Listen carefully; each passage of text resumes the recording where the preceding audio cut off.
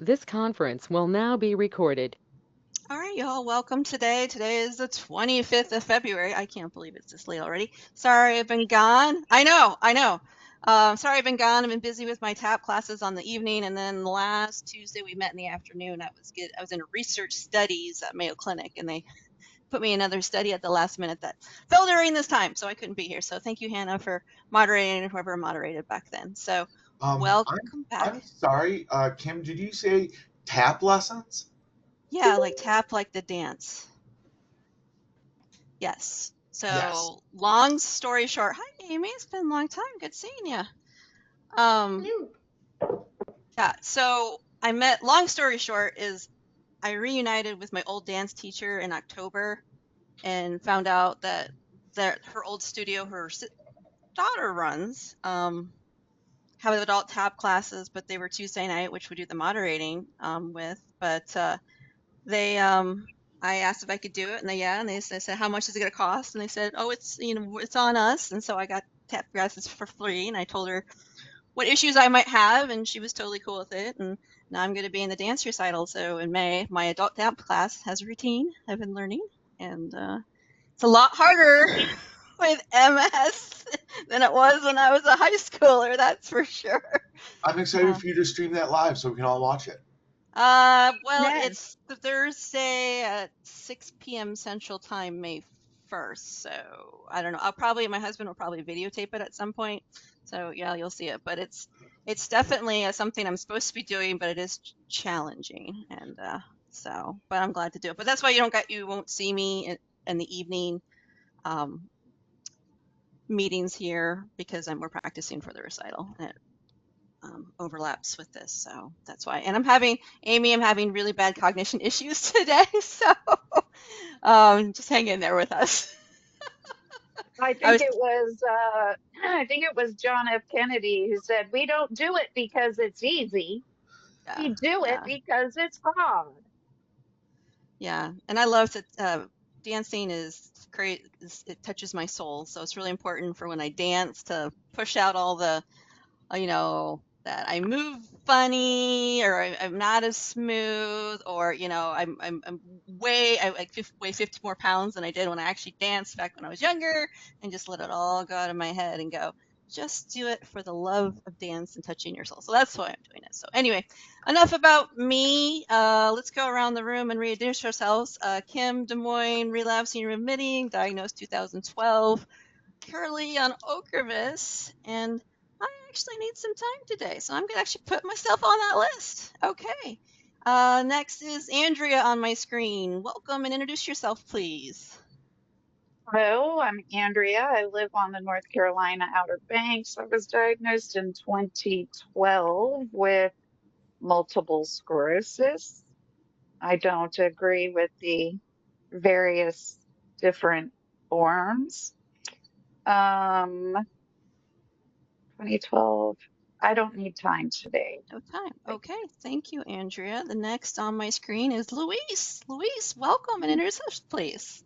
Thank you. First of all, I want to say I have a very serious brain fog today. So, Join the uh, club. yeah, Welcome.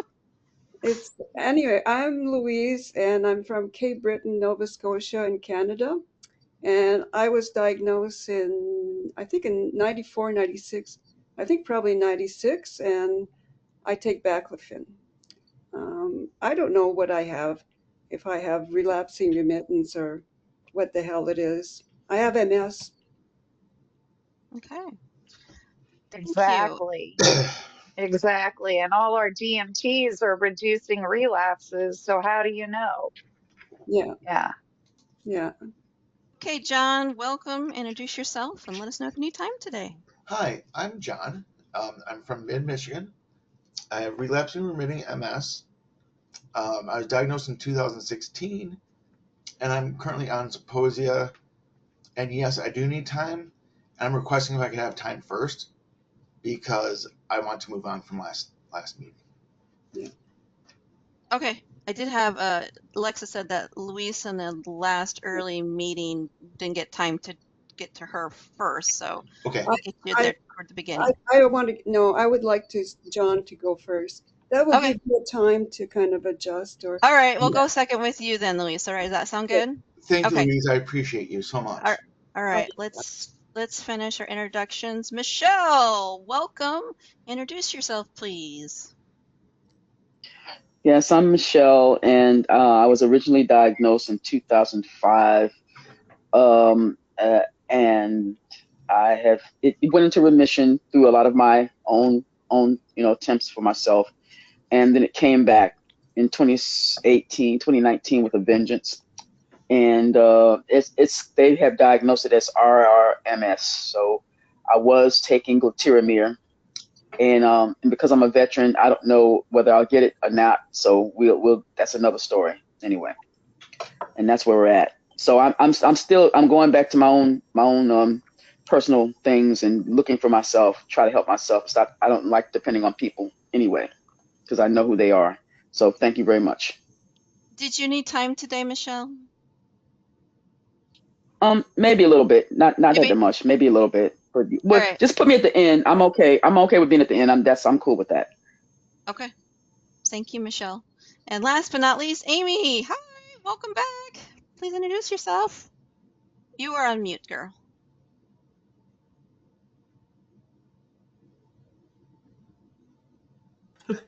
It takes me a bit. Yes, so my name is Amy Adams, and I was diagnosed in 2014, relapsing remitting, but, who knows? I think I'm probably to the secondary progressive by now because no new lesions, but my disability is increasing. So I'm on Briumvi, and yeah, if there's time, I'd like to ask a couple questions, get some opinions on things. Okay. Thank you, Amy. Appreciate it. All right, we're going to And then John. Kim, Yeah. I need a little bit of time today. I found out something that I just can't wait to share, and it's going to be very helpful. So you can put me last. Oh my gosh, you guys. You think I can? If for some reason I have all the cog fog today, guys. If some reason I'm forgetting you, or just please speak out, okay? Help me, help you. No, we're going to get very angry. That's what we're I'm going to just- do. We're going to come find you. Yes. Okay. So I got you on the list, Alexa, and John, take it away. Hi. So last meeting, I felt that this place became not a safe space for me Yeah. because last meeting I was pushed aside, and at the end, after I left, I did watch the video on YouTube, and after I left, I heard people apologizing. So thank you for whoever that was. And then Karen mocked me. Mm-hmm. So I thought I was doing a good thing by yielding my time, but it went bad. So I'm hoping I can get this place to be safe for me because I love it. But I need to set some ground rules, just some boundaries, which we've all respected. But just we need to find another way for people to be able to chime in on what other people are saying and try to do that. And the fact that the recording was turned off before I could hear what anyone was saying was very suspect to me. Like, I didn't like that. And then I'll Was be me. I yeah. did that on accident. I totally didn't mean, I meant to hit my microphone and I hit the wrong button. That was Okay. an absolute accident. I swear it. Well, Andrea, thank you very much. Thank you. That makes me feel better. But Good. I was angry and sad for like a week. Guys, I cried all day, every day because I was so upset. Like, I've gone to 2 psychologist meetings since the last meeting, and they're all spent about what I'm going to do today here. Okay? I do really enjoy this place. I'm friends with all of you, I don't know Amy very well, but I do remember that she has a blog and a website where she discusses stuff, you know. So yeah, that's my piece. Last So meeting just John, if it's okay, if I could jump in just real quick, yeah. because I'm a AnCan here right now. I wanted to be fully transparent with you, and kind of what we had after that recording stopped was not a bash John session. It wasn't anything like that. I actually called a meeting with all of the moderators so we could discuss what happened, and Andrea was there. Okay. And that is very typical because I want you to know, hear it from me, Buck Stops Here situation. What had happened afterwards is if something like this happens in a group, it's either going to be Rick or I. I was the person at that point. Rick had to go, Yeah. just so you also know about this in full transparency. Rick had to get on a plane very early the next morning. And so I tagged in and out with him. And I said, you got to go pack. He really likes to put off packing. So I'm airing some dirty laundry on that. So he needs to go pack. And I said, here, I switched out with another group and he went to go pack. And that's why I came in. That's why it was different for me coming in. And then I called a meeting and we kind of talked about what happened and things like that. So there wasn't like a hate on John session that was not recorded or anything. That did not happen. I want to assure you on that. The other thing is that one of the things that we did discuss in full transparency, because you probably will be seeing some of those changes implemented, is that we're going to be like really utilizing time and that. So we talked about things like that. I don't want to get fully into it until, Sure. MS mods do that. Yeah. So I guess what I'm saying is heard, seen, and this is something that we're trying to figure out how to make the group the best for everybody. And one of the things that we also talked about, and again, this is just a full transparency thing, is that, with MS and CogFog and things like that, in a group like this, you're going to need to give a lot of grace to people. Oh, yeah, absolutely. Just because, we're not all operating at all cylinders at all time. So, part of the thing that we did, and Andrea can back me up on this, is we talked about, we do hope John comes back. John's a great member of our community.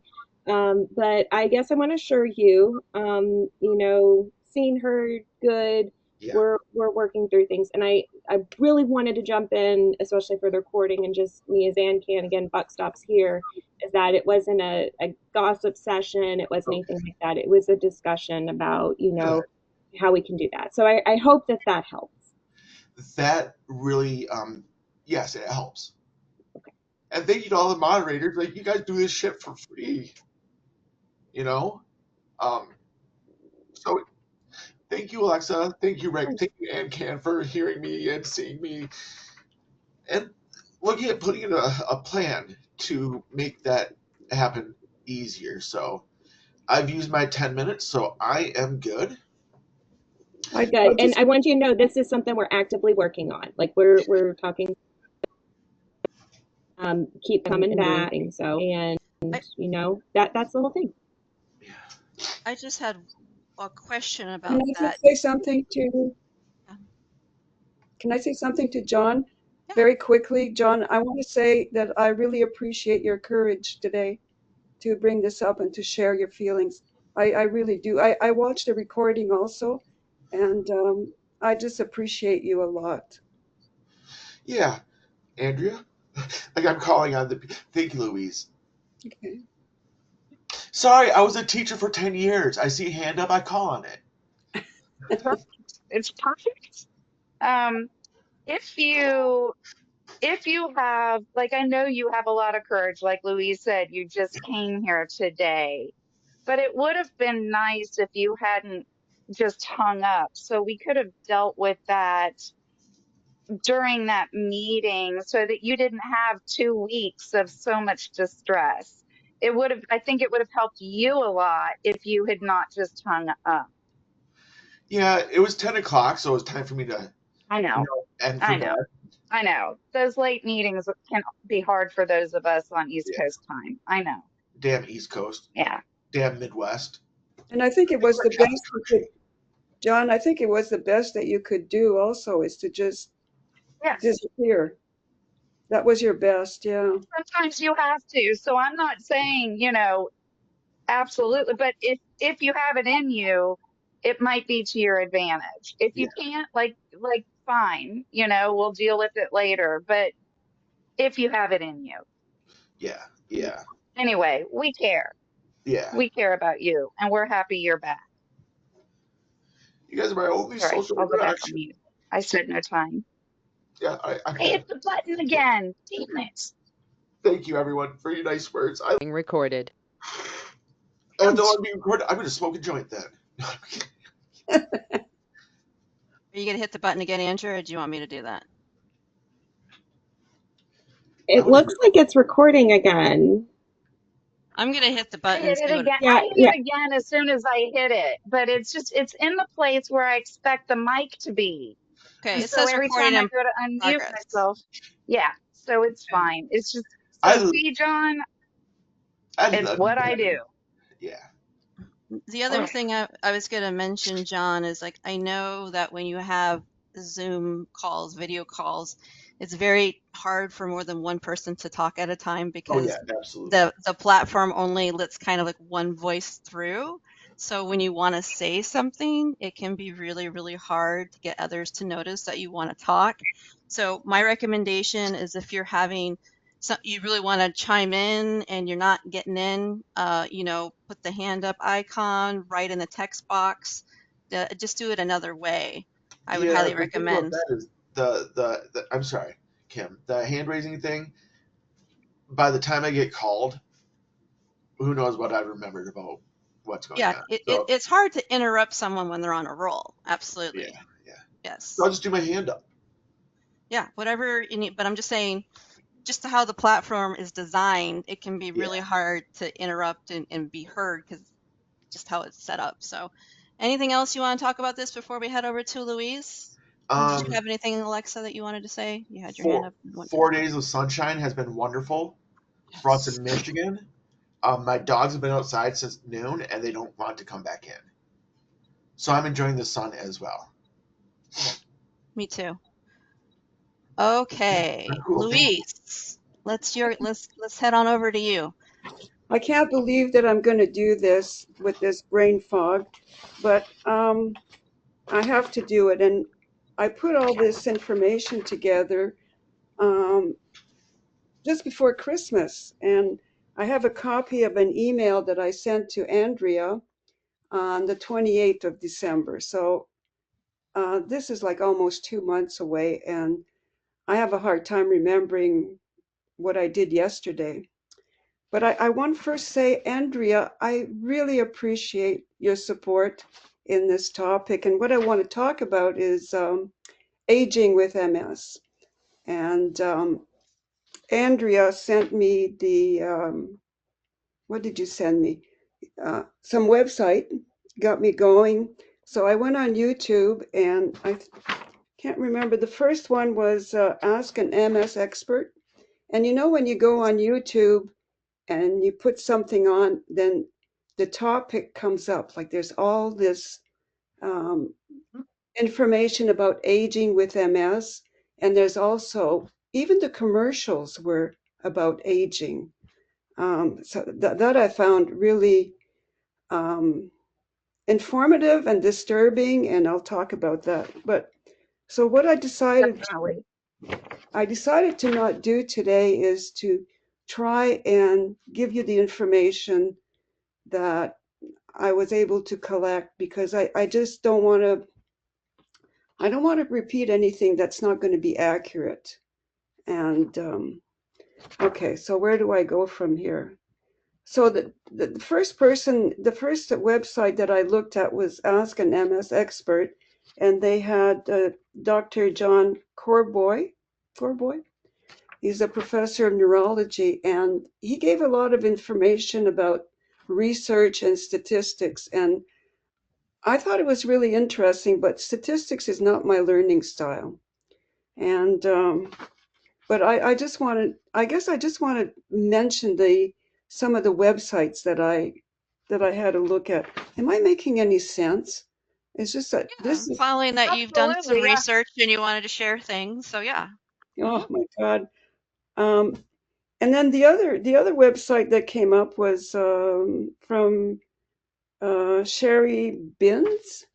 And I got to hear a lot of, for the first time, first of all, I'm 74, so I'm very proud to be 74. So I'm in that age group. And on her website that I looked at, there were other people that were in the same age group as I'm in who were talking about medication and aging. And I always assumed that, or I thought that once you reach a certain age, you are not recommended for medication.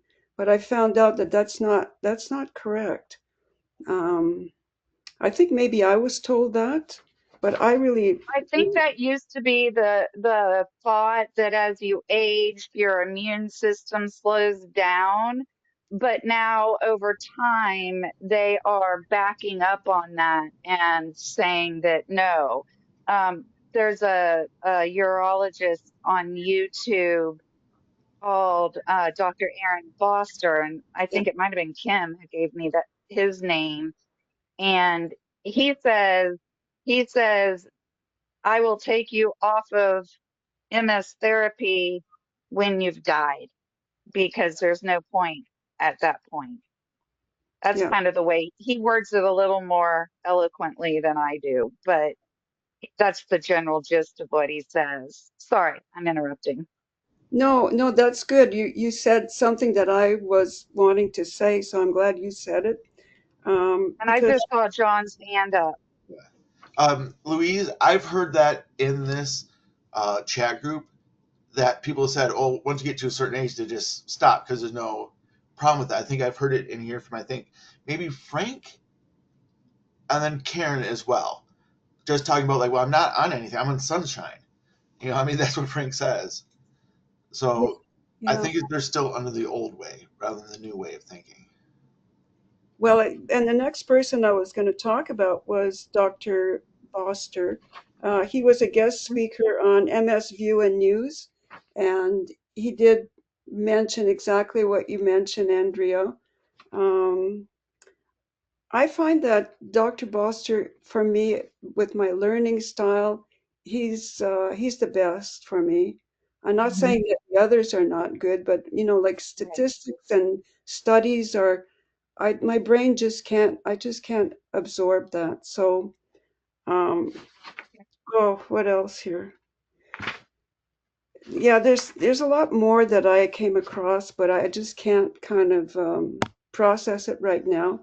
But the interesting thing that came up were all of a sudden I have these commercials, on YouTube, and all about the creams and all the de-aging stuff that you can do. Like the lines here, that's got to go. Oh, The lines here, that's no good. So I was starting to feel like aging is becoming a disease. And oh, and also I was really, really put off by um, how companies are trying to sell me something because I'm not supposed to look like this. I'm not supposed to look my age. And somewhere in the commercials, they were trying to sell some kind of cream to help me age gracefully. If you want to set me on fire, mention aging gracefully. Like, what is that? How do you age gracefully? So I looked up gracefully, and it's like being very calm, very kind, and that's not who I am, and I have no intentions of aging gracefully. So I don't know. I feel like there was a lot more information about aging with MS, but um, boy, I'm having a hard time right now. I'm just kind of, Did you find the information you were looking for about aging in MS, Louise?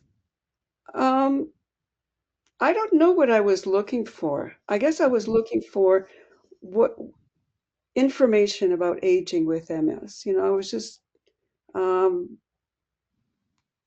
yeah, just, is there any information out there? And there's tons of a information, lot. and a lot Yeah, of I mean, you can just go to a search engine and type aging with MS, and you will have enough to read for, yeah, a really long time. yeah. Mhm. So I guess what came out for me is I just want to drop this aging thing. Like um it's like MS, aging, and like aging is, they're both going to happen anyway. Like they both have a mind of their own. And just drop the aging thing because, and the lines that I have here, they're going to stay, and whatever lines are in my face, they're staying because I earn those, That's So, right. yeah. So, I don't know. I was really wanting to maybe be a little bit more articulate and say more, but that's about all I can do today on this topic. Well, thank you, Louise, for sharing. I'm glad you found some sources, and sorry about now you're getting targeted ads about anti-aging stuff. That kind of is, yeah. I don't know if you can go into I don't know. I don't know if the incognito tab would prevent that or not, but You I can log in as a guest if you want to look at things like that and not have the algorithm pick it up for your personal feed.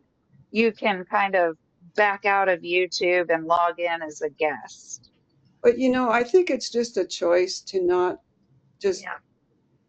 but there's a lot of subliminal advertising, like there's subliminal messages in advertising. you Oh, know I think advertising is absolutely 100% evil. And um, I struggle. I try really hard not to look at it and not to pay attention to it. Sometimes you just can't help it. that's right. But You just let it go and not pay attention to it. yeah, I mean, commercials and politicians, right? Yeah. Oh, okay.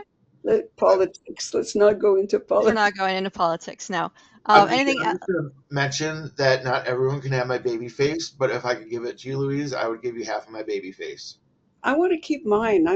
I'm okay with this. Yeah. Louise is very content on who she is, and she does not feel like she needs any outside help and how amazingly gorgeous she is. Okay, that's just I wouldn't, down to it. That's what she's saying. Kim, I wouldn't go as far as saying she's very content.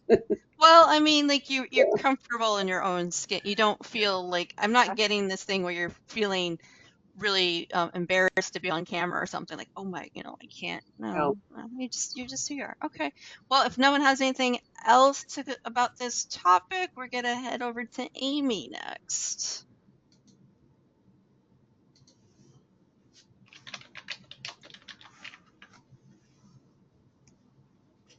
And you are still muted.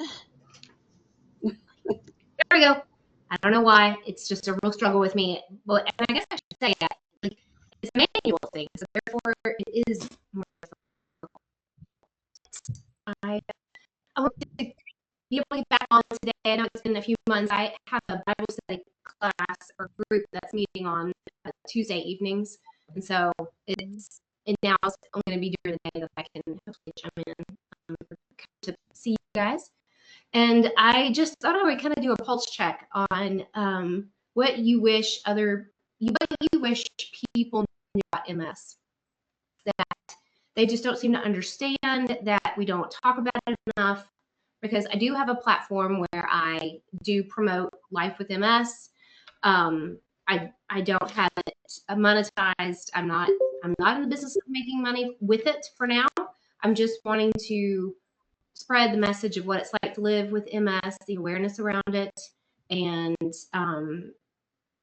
help people, just learn more about it. So, does anybody have any ideas that you wish other people knew more about MS? Struggles that you find that it's just, not something that everybody else deals with day to day?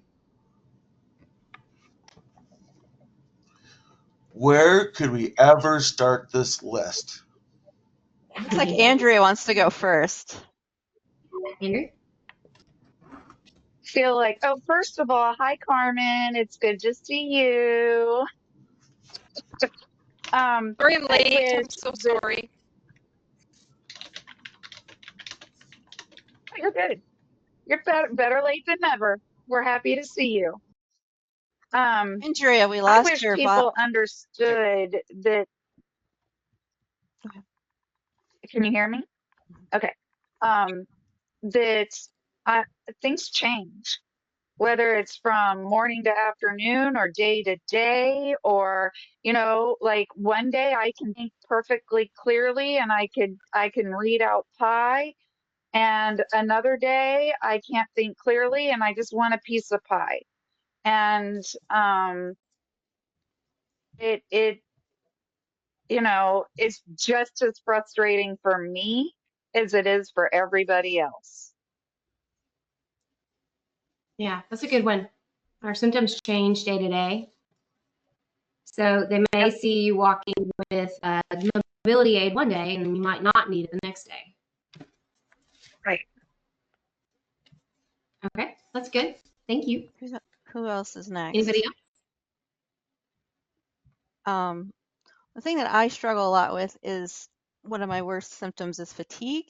So people don't understand that some things that would be very easy to do can drain me in 20 minutes very easily. Like my mom's like, hey, I want you to go to the Capitol and we need people. I'm like, I can't do that. She's like, why not? 'Cause I'm like, I will be completely drained in 20 minutes and then it's going to take me multiple days to recover.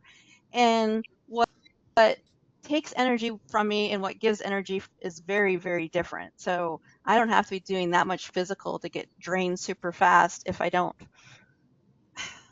I'm not doing a good job explaining this, but No, I get you. I know amount, exactly yeah, what you mean. just like, so something like, this is a good example. So washing a few dishes in the sink can be incredibly fatiguing for me and it will destroy me in 20 minutes. But yet I can do laundry, throwing stuff in the washer and dryer and folding, and that's just fine. So it's not the amount of exertion you do that determines how much fatigue you can have from what you were doing. Does that make sense? It does. Let me dig a little deeper though. Okay. Could you maybe explain why you think, or why does certain things like the dishes I'm not require sure. or be more difficult than the laundry? I have Yeah, Temperature of and another water. thing too, like if I'm what did you say? The temperature for me doing dishes, because I use hot water because that's how you clean dishes. That tires me out so fast, and it's a heat thing. Yeah. Sorry, Or is that not what you think, Kim? I don't know what it is. It's a consistent thing. Another avenue to go down with the thing, with the fatigue, like really draining you like in 20 minutes. It's like if I have to do something that's out of my routine that I don't quite understand. So an example the other day is I had to do an insurance audit for the company and they changed those daily, excuse me, not daily, yearly, the forms just a little bit. And I didn't even understand what the form meant. I didn't even know what it was talking about. It was just so, and that can be really draining when you're trying to, before I'd like go down subjects on the internet or have to do research and it was really easy. And now it's just like, it can drain me like in 20 minutes and I'll be just done for the day.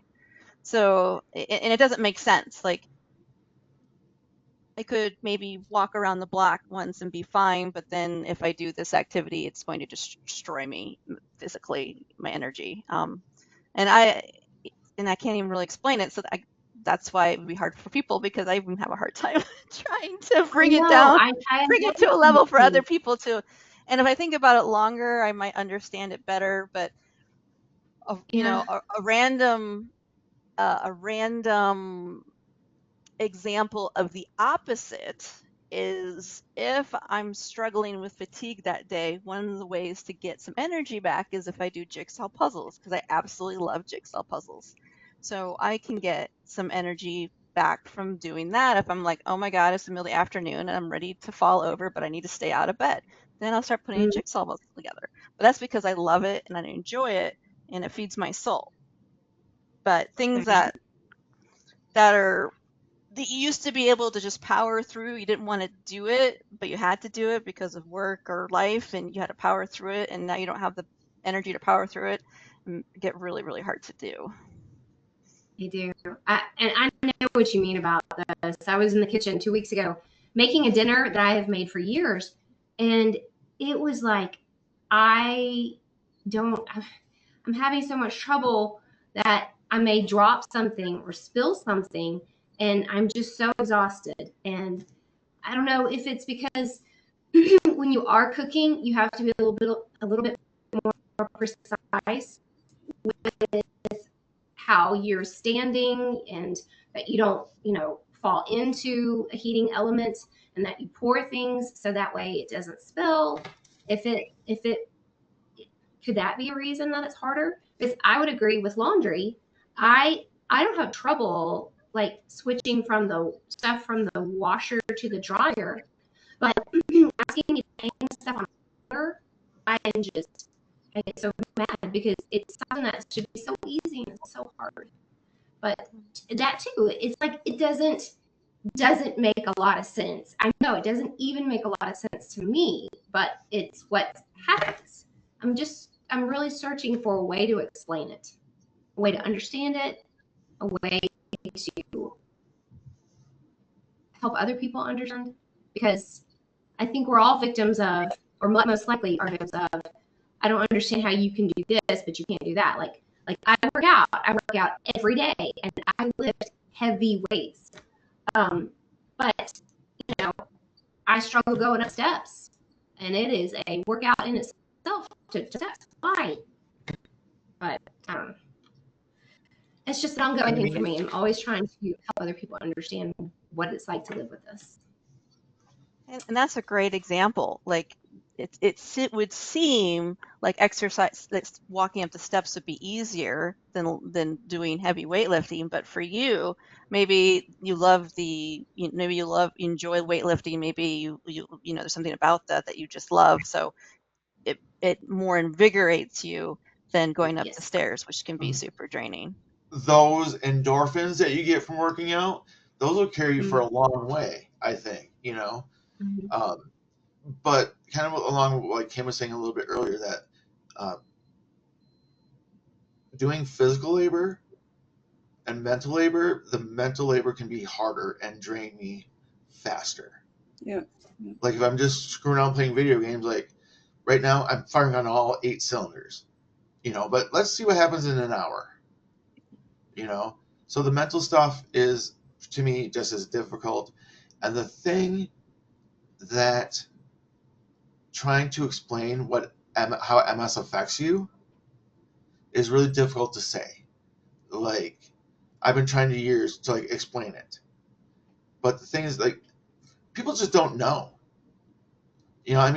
Although the disease is not new, MRIs were invented in our lifetimes, so people just don't know enough about MS. And when you try to explain it, they glaze over because maybe they don't really want to know. Yeah. But honestly, Amy, I'm not reluctant to say this. Explaining to people that just have no fucking clue what it's like is so difficult, because they just don't get it. Yeah. They just don't get it. Right, Louise? No, they don't. I just wonder, I ask myself often, why is it so important? I'm speaking about myself here. Why is it so important for me, for others to understand me? Like, why is that? I share what you're saying, John, and what everybody else is saying, but why is that so important that we be understood? And as soon as I say that, it's still important that I be understood. You know what I'm saying? I'm not saying that I don't care anymore, because I do care, but I just don't know why. Why is that happening? Well, I feel like in my world, I think people look at me and they say, well, I know that she loves to work out, because I do. That's a lot of what my material is about, is how to work out in an adaptive way when I can't do the same things that other women can do. And then at the same time, they'll see me going to my kids' sporting events and I'm in my power chair. And it's like, well, I just don't understand how you can squat 80 pounds, but you can't walk to the high school field. And I'm not so much saying that they are accusing me of anything, but I do want to explain, because I think it's worth telling, that it's really hard. And the thing is that if you live long enough, I think that everybody get to the point where they're, whereas they were healthy when they were young, when you get older, things are just automatically giving out and they're just not working as well. And I feel like when we have, because we have MS, we experience that far sooner than, than what other people do. But when they, of course, will be long gone, but by the time they get to their old age, they'll be like, oh, I kind of understand what this, maybe what that was like, And because here's the thing, my parents are in their late 80s, and I can understand why it's very hard for my mom to do certain things, and she can completely understand why I struggle with things, because they're the same things that she struggles with. So just a roundabout way to say, I feel like I have an opportunity to talk and to tell people, but life is great. Life is still really good for me. I'm really happy. So I am, I don't know. I want to be light. That's what I want to be in life. I think what you're saying, and what I was trying to get at too, Amy, is that our fatigue doesn't make logical sense. It doesn't make, you can't reason why you can power lift 80 pounds and then you need a wheelchair to go. It doesn't make sense, but that's your life. That's MS, how it affects you. And that's just that's what's frustrating, is that it's not logical. It doesn't make any sense. Like, while some things can be incredibly debilitating for you, but other things aren't. And they're very different on how much mental or physical energy they take. And yeah, so I think that's what is my biggest. Does anyone else have anything they wanted to add to Amy's question? And you want to repeat the question, because hello, Christy, hello, Carmen, came in later. Yeah, my question is if you could tell people that you don't know what it's like to live with MS, what would be at the top of your list? Hi, everyone. I'm so sorry that I'm late. Oh, who started talking? Go ahead, Sorry. Carmen. Okay. I actually, you know what, Amy, thank you for your question, but I actually want to respond to what Louise added to this discussion, which is why. And I'm really struggling with the why of it, because I'm having a lot of ups and downs, and I think you guys know I've been really struggling, and I'm continuing to really struggle, and people just don't get why I might be exhausted just by showing up. I mean, they have no idea of the 2.5 hours that I just spent putting my socks and shoes on and getting my pants on and standing up and sitting down and balancing carefully to walk the 3 steps to get out of the bathroom to my chair and sit down in my chair and then reposition myself in my chair and then get on and off the stair lift twice to get out to my other chair and then get through the door and get outside and get onto the van and then have to stand up and walk in the van to get to the seat, because it's fucking hard. And I want people to give me some credit for all the hard work that I'm doing. Yeah. And I don't want to be felt sorry for, but I want to be acknowledged, and I want people to have empathy for what I'm going through. I'm just keeping it in my personal sort of space here. And that is such a contrast to who I have been in the past as an individual. I was an independent. I'm the oldest. I took care of everything. I was the person that saw everything and took action before anyone even had to say anything. And now being on the other side, nobody gets it. And I don't understand. Well, not nobody, but most people don't get it. And I want them to get it. Like, I want to be taken care of like I would have been taken care of. Or at least have someone care enough to say or acknowledge. But I also don't want someone to feel sorry for me. And it fucks me up in my head, because it's like this total contrast of wanting this thing, especially on the bad days, and then also wanting to be acknowledged and to be given credit for being an amazing person, for just even having a smile on my face after going through what I've just gone through. And it's so confusing and it's difficult. And because you can do something one day or 1 hour and then 3 hours later you can't, I don't get it, much less someone else. So I don't even know, like, I don't expect them to understand it because I'm still baffled. Like, yeah, shit, I did it this morning, but now, oh, great, I just fell. Like, fuck. And you don't Excuse want my to be language. judged. You don't want to be judged. Yeah. Mhm. Yeah. Mhm. As You being know, phony or pretending or yeah. Mhm. So sorry if I mean, I know I came in late to your discussion, but that's just sort of some thoughts that as I was listening to what you guys are saying, and I mean, not being able to walk is because those muscles don't work as the same as the muscles that you're using to lift, you know?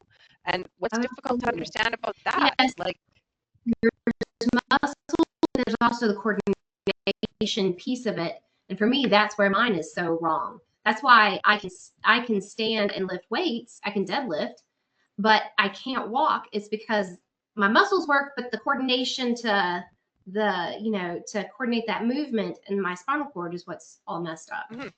So yeah, And same as standing at the your stove and trying to brain's just pour not like a hot communicating. pot or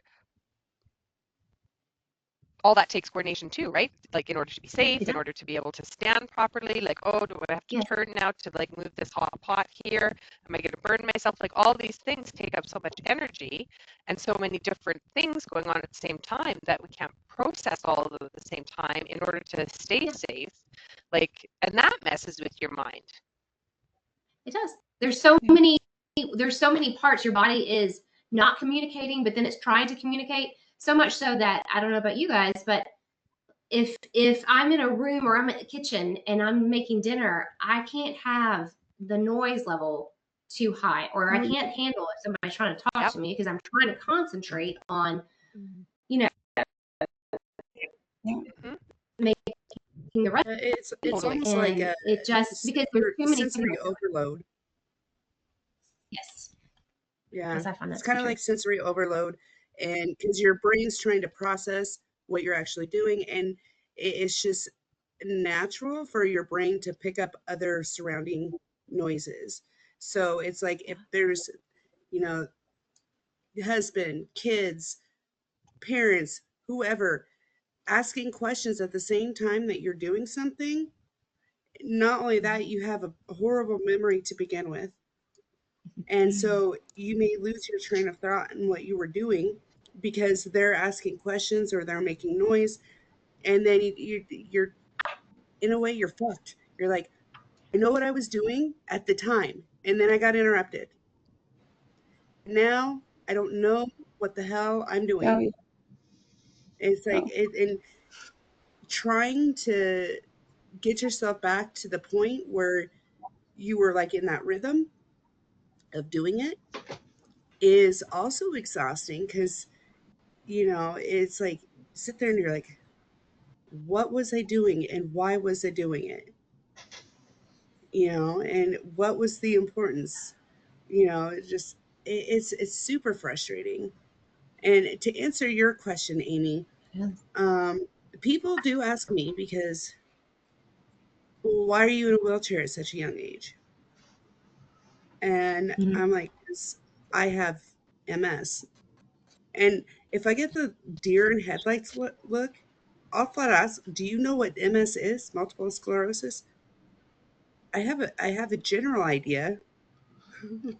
Well, let me give you a brief synopsis of Mhm. what it does to people. It's like you don't realize, but all the nerves in your body make you move. And when there is a lesion, Yeah. and I have to explain kind of what the lesion is to where I have to dumb it down. And I just say, if there's a lesion in the way, it doesn't communicate your muscles properly, and Mhm. you can't do certain activities. And that's probably the most exhausting part is having to explain my diseases. And it's just like there's time I was like, I just wanted to like pull up my cell phone and hand it to him and say, "Do you know how to read?" Because it's exhausting. Everything's exhausting. But yeah, um, for the most Mhm. part, I feel I feel like I get judged all the time because I'm 100% wheelchair dependent. Now I can stand and pivot, but I can't pick up my feet to properly pivot. So I have to hold on to something and have my feet slide to Mhm. the position I need them. Christy, And you I know, have a callus. I have a callus on the bottom of my foot from doing the keep the foot down and shuffle sideways. Like, yeah, yeah, I know. Yeah, I got you. I do this number. Like if I'm standing and I have to pivot, I slide a foot this way, I slide a foot that way, turn my body a little bit, slide it this way, slide it that way. Because Yeah. my my feet just they always feel like cement. Like Mhm. even in like I can do it one time in physical therapy where, you know, I can march, but I can only march my right leg up because my left leg is my strongest leg. If I try to march my left leg, oh, it's a flippin' nightmare. And it's scary. And that's the hard part. It's very scary. Like Herman was saying, it's like, it's so dangerous. And, you know, sometimes I have good days. And like I was getting off the plane the other day and I had one of the flight attendants like assisting me to for me to transfer from my plane seat to my wheelchair, and I was having a good day. I could actually lift my right foot. You know, it wasn't pretty, but I did. So it there's so many things that go at the top of the list. It's like that is probably one of the hardest questions I've ever been asked. Like, what's at the top of my list? Because Mm. there's so many that compete with each other. So I get it 100%. And Oh yeah, and it I can is understand that too. Yeah, I I welcome it. I'm so glad when people ask me or they say, "Oh, did you hurt your leg?" I'm like, "Well, no, it's a little bit more permanent than that." But they don't know, and you know, I would honestly, I would rather people ask me than just be like, look at judging. me without, you know, I'm. Um, but that's the world we live in. But all of this to say, isn't the human body amazing? When it works right, when it's doing the way it should, uh, it's just so amazing. And so, to me, it's given me a better respect of how the body is designed. So, Yeah. You know, like I have MS, I have diabetes, I got stuff going on with me, of course, like we all do. And people say, "Oh man, do you want to just like, wouldn't a clone work?" Like, no, no, because my DNA is all fucked up anyway. So just give me a robot with roller skates. I'll be fine with that.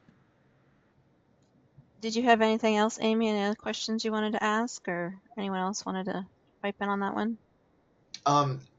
When someone says you look too young to be in a wheelchair, to me, I'm like, hey, I got a place where you can go where you'll see like children in wheelchairs. So no, I'm not too young to be in a wheelchair.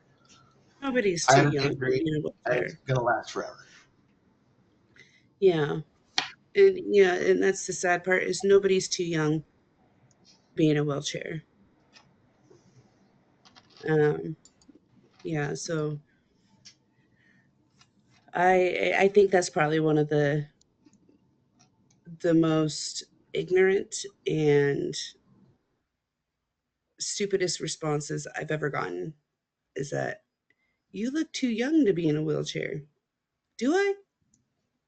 Because I feel like I'm about 90. And, you know, and I'm with you, Amy. I do appreciate when people ask instead of just assume and make a judgment for themselves as to what's going on with me personally. Here's what I get. Like I'm in a wheelchair. I go to Walmart. I was using a wheelchair because he's fat. That's absolutely it. He's fat, so he's in a wheelchair. No, I've been fat my whole life. I just needed the wheelchair in the past couple of years because my body's debilitating. Yeah. Oh, but you look great today. No, I My Yeah. take on it, unfortunately, and this is my personal conclusion, at least in America, We are nothing but a nation of entitled narcissists. That's my perception, and that's how I feel about it. And for whom the bell tolls, until it tolls for you, you don't get it. So guess what? Your number's coming. Yeah, I think that a lot of people don't understand unless they know, unless something happens to them or someone they know happens to them. Then you just go through the default, oh, you're not a wheelchair user until you're older. So yeah, okay. Well, let me go ahead. If no one else has, did you have any more questions, Amy? You didn't. I think you just saw one. Okay, you're good. All right, I didn't want to switch gears. So let's go ahead and have Carmen and Christy introduce themselves because they came in later, and then we'll go on and let me know if you guys need some time today. So we'll start with Carmen. Introduce yourself, Go ahead, please. Christy. Go ahead, Christy. Or Christy, I don't care. One of you introduce yourselves. I'm Christy. I now live in Phoenix, Arizona. See here, I was diagnosed in 2003. I now have secondary progressive, and my DMT is Ocrevus. And Do you need any yes, time today? just a little bit. Okay. And it's good to see your face, Kim. Yeah. Thanks. And Carmen. Hi, I'm Carmen. I have primary progressive MS. I was diagnosed in 2014. I am currently in a clinical trial, so I'm not sure if I'm receiving a placebo or tolebrutinib. That's the name of the medication. I'm trying to practice saying this. I have my next visit coming up March 10th, so I'll be going back down. And I think that'll be 6 months of showing progression in the study. So I may get unblinded to find out if I'm on the medication or not on the medication. Anyway, I don't know if I need time. You guys are just going to hear the same old stuff I've been saying already. So Okay. just nice to see you guys. Sorry I was late. Oh, no problem. I was just going to talk about myself now because since Friday after Thanksgiving, I've had really, really bad fatigue. I haven't been back to the gym since last year. I also had a surgery done, not surgery, procedure done on my shoulder for my calcific tendonitis, and it actually made the pain worse. So I'm having problems moving my shoulder, and sometimes it's really hard to put on a bra because it's so painful to put on. And then over a month ago, I had to humble myself and go to the library and ask the children's librarian what I could check out because I'm now the reading level of age 8 to 12. That's where I'm at again because adult content is too hard for me. I had to fill out a savings bond form last month, and I really struggled with what they wanted to ask me or do when it was a very straightforward application. So that's where I've been. I'm actually filling out my Social Security paperwork I have to turn in for my medical review to see if they're going to allow me to stay on on Social Security or whether they will deny me. So I need to finish that up. And did I cover? Yeah. So the good news is my back surgery has been amazing, but the shoulder thing has been a new one for me, and I have to like. Thankfully, I'm at a severe pain all the time, and there's certain positions that are more comfortable. And thankfully, I can find comfortable positions at night when I sleep. But it's just been ugh, crazy. So I just wanted to fill everyone in on what was going on. We don't have to discuss anything, but just give you a little update there. So, Pain. Just does suck. anyone else have problems? Yeah, does anyone else have things where they can't read anything? Like it just like scrambles? Okay, Louise. Yeah, so I find, Kim, I find words disappear. yeah, Yeah, yeah. yeah. Or I'll read something, and this happened when I was filling out my Social Security form last Friday where I was looking for the Stouffer's frozen. I'm like, I think it needs a tray because the lasagna needs the tray. I couldn't find it. And then after I cooked it for 45 minutes and read the next step, I saw the step before. Yeah, put it on a baking tray. I'm like, okay, yeah, I just totally messed that one up. That's going into my Social Security thing, trying to figure out, like, yeah, following directions. Like, no, I'm having problems with that. So, yeah, the cognition, but yet I passed the cognition test to try to be in a research thing at the University of Illinois or University of Chicago, which was hilarious. So I don't know how low they want your cognition to be so they can have a measurable improvement or something. So anyway, Might that's have just been the time that you took the test, Kim. I mean, that's what I was saying. You know, one day I can think, the next day I yeah. cannot. You know, It it was just at like 9 depends. o'clock in the morning, so that was a better time for me. Doesn't Yeah, matter. yeah. Maybe you needed coffee. I don't know.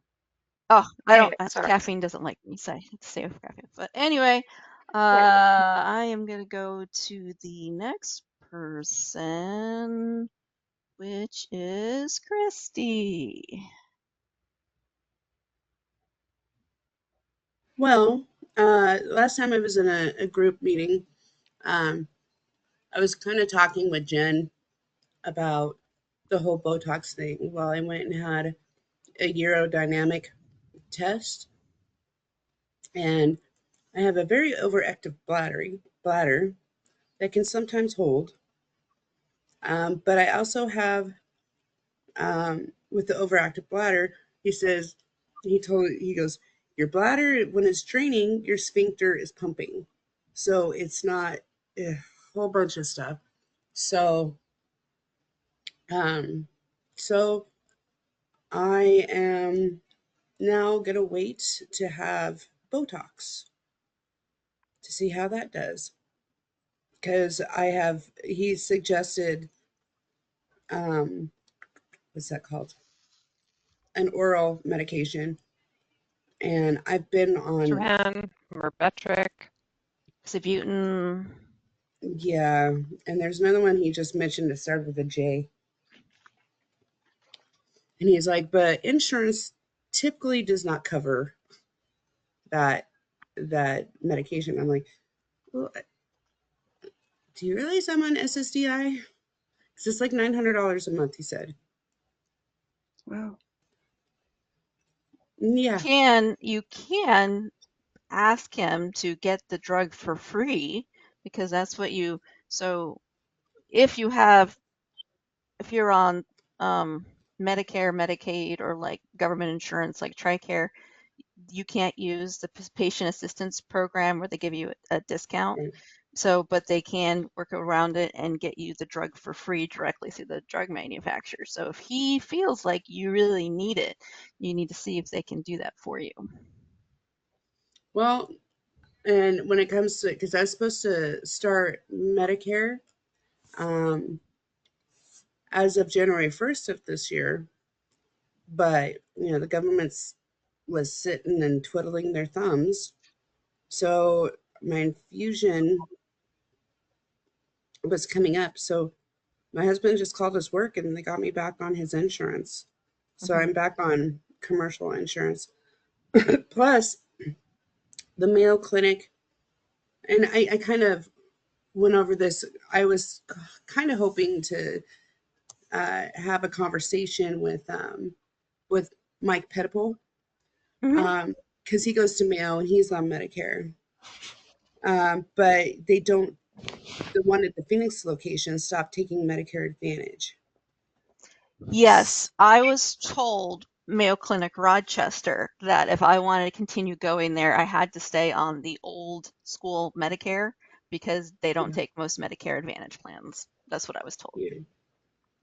And so it just, because of the urgency and them not processing my Part B quick enough, Mm-hmm. um,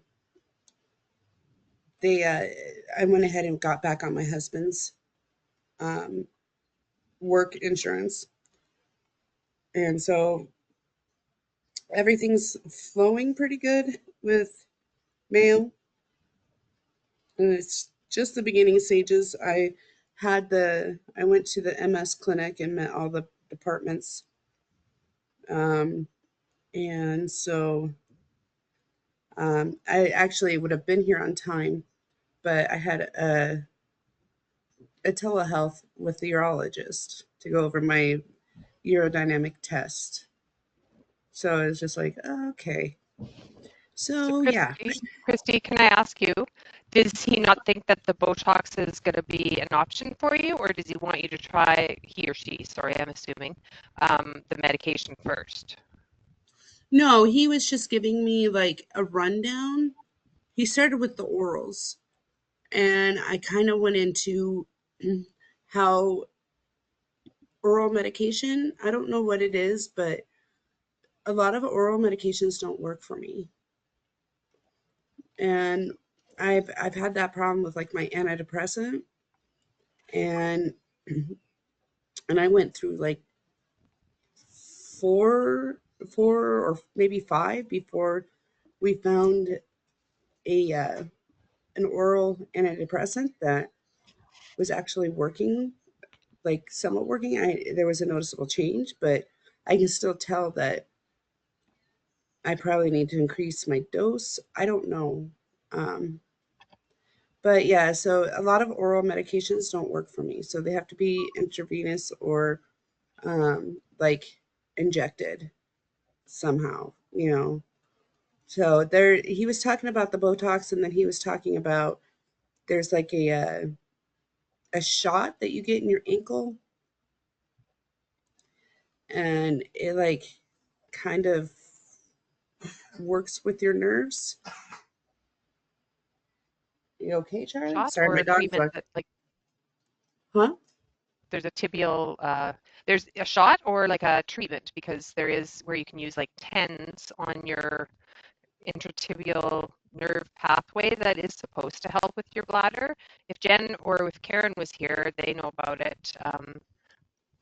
The only reason I'm asking is because I feel like I'm kind of around the same position as you are. Like I've just had a urodynamic study done. I just had another, well, I'm seeing the urologist. I have a phone call with her today actually, and I'm booked to have Botox in my bladder for the beginning of April.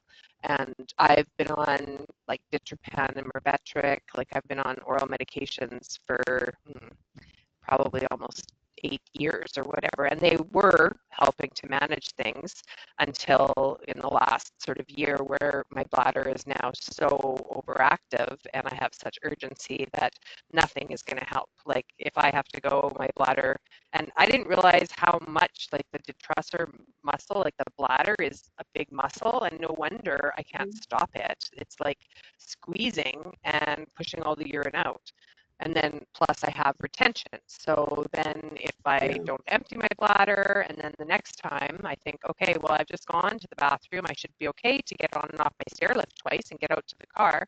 No, then my bladder is like, oh, well, you just had like half a cup of water, and now combined with the 300 that was still in there, now you're going to pee. And there you Hmm. are. You know, you stand up and you pee. Like it's ridiculous. Oh, Anyway, I know. I'm so over it. Like I'm just like ready to just have a catheter. Even I don't want that. That's not what I want, but I'm just so sick and tired of the whole situation that I'm just ready to even just have a bladder, an indwelling catheter, sorry, not a bladder. I have a bladder. Have an indwelling catheter because it's just like, and it's exhausting. Yeah. It is. It's just because I experienced the same as you. Like I go to the bathroom, I make sure I sit there for a little bit extra time to make sure I'm draining it as much as possible. I literally get up, get in my wheelchair, get somewhere like this is before bed, let's just say. So I'm getting ready for bed. I go to the bed. I go to stand up to sit on the edge of my bed, and it just starts again. Yeah. Yeah. And I'm just, it's frustrating. It's so, it's like the other night I had kind of a meltdown. I was like, my husband was like, what is going on? I was like, I'm so just fucking sick of this shit. I really am because, like, no matter how hard I try to be proactive and be on it, it's like my body just fails me. And I'm just like, I'm just tired of it. Yeah, yeah, yeah. And it goes not just with the bladder, with everything. I drop everything. I cannot hang on to anything to save my life. Because I can guarantee you, if it's in my hand, it's going to end up on the floor at some point. But yeah, so prime I hear you. example. So I've got these like uh, Twizzler bites, and I went to go pick up the bag, and I dropped the bag, and half of them fell on the floor. My dog ate about half of those. So it's just like, it's just frustrating. It's just, people don't understand that with MS comes with a lot of frustration and like beating yourself up all the time, which is not fair to you to beat yourself up for something you don't have control over. So, Yeah. So Yep. here's a question for Because you just feel like you're constantly failing. what's that? I just feel Yeah. like I'm constantly failing. so my question is to everybody here. Obviously, every day can be a really tough physically, mentally, spiritually. Like it can just be really, really rough, dealing with the symptoms over and over again, feeling worse. What are you doing to get you through the day? Help your mental health, and what are you guys' what is your go-to? I play with my Seems to cat. She loves to jump around and chase this little stick, and oh my God, she makes me laugh. So when I need to feel better, I just get my cat to jump like a crazy cat.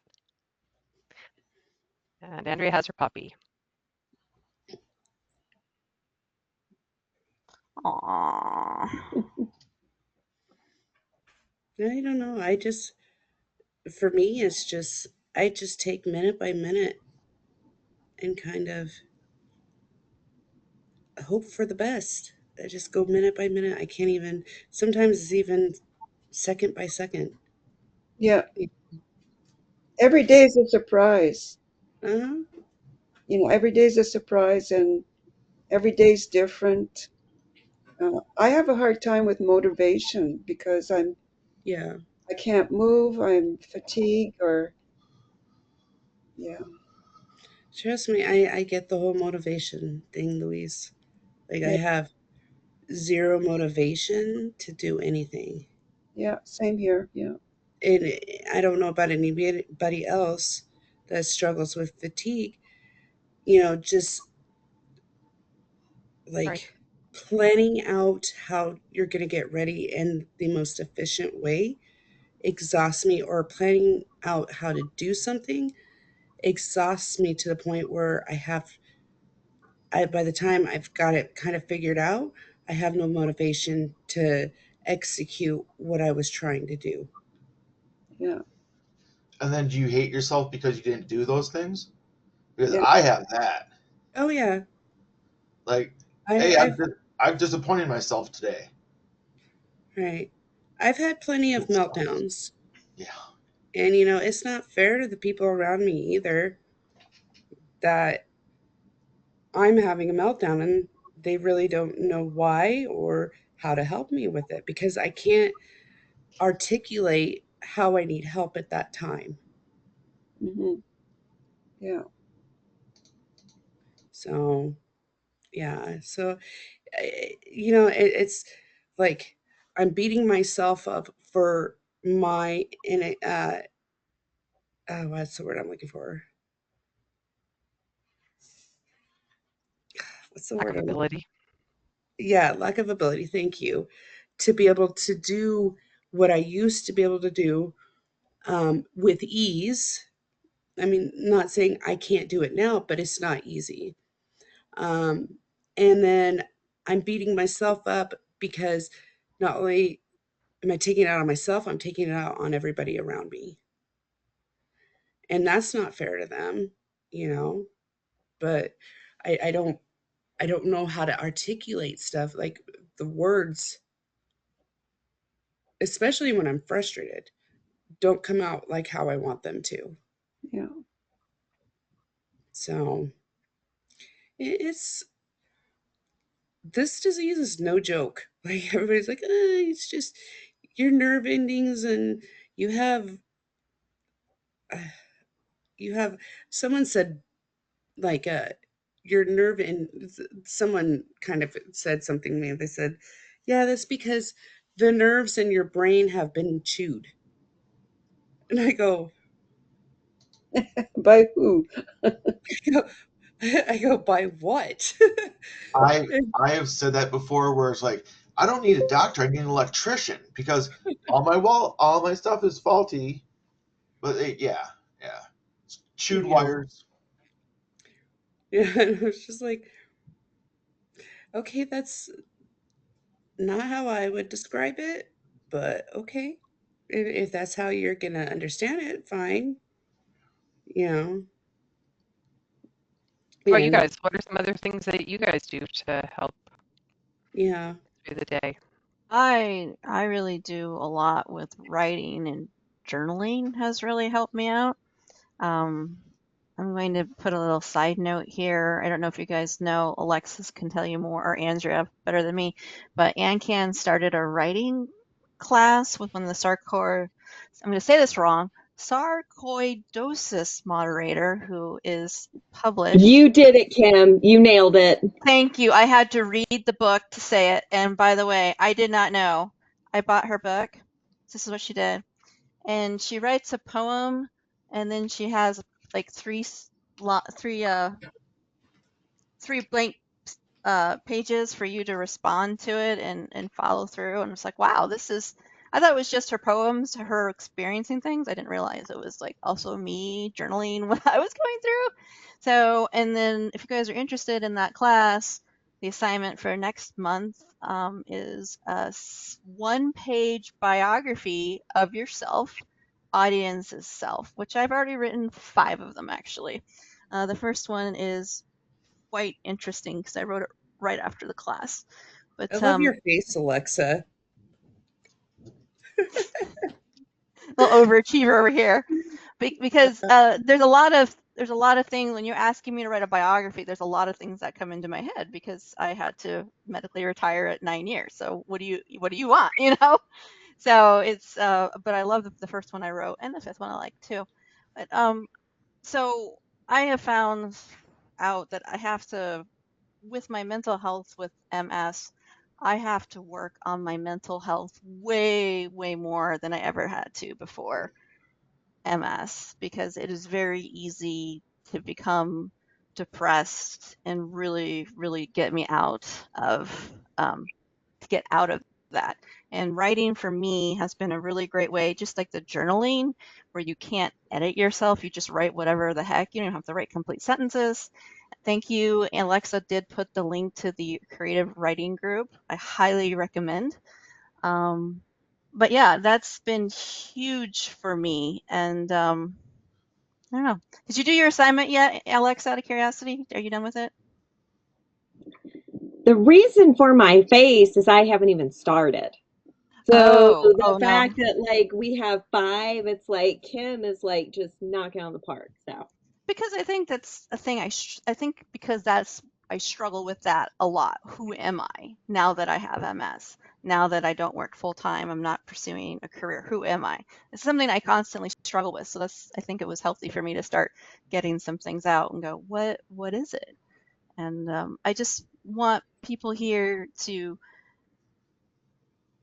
think potentially outside the box, or ways. What are healthy ways to help your mental health? Because I know for me personally, I have to spend a lot of time every day working on my mental health so I can be functional and do the things. And Corey, it is you once you turned on your camera. Long time no see, buddy. How are you? You're on mute, by the way.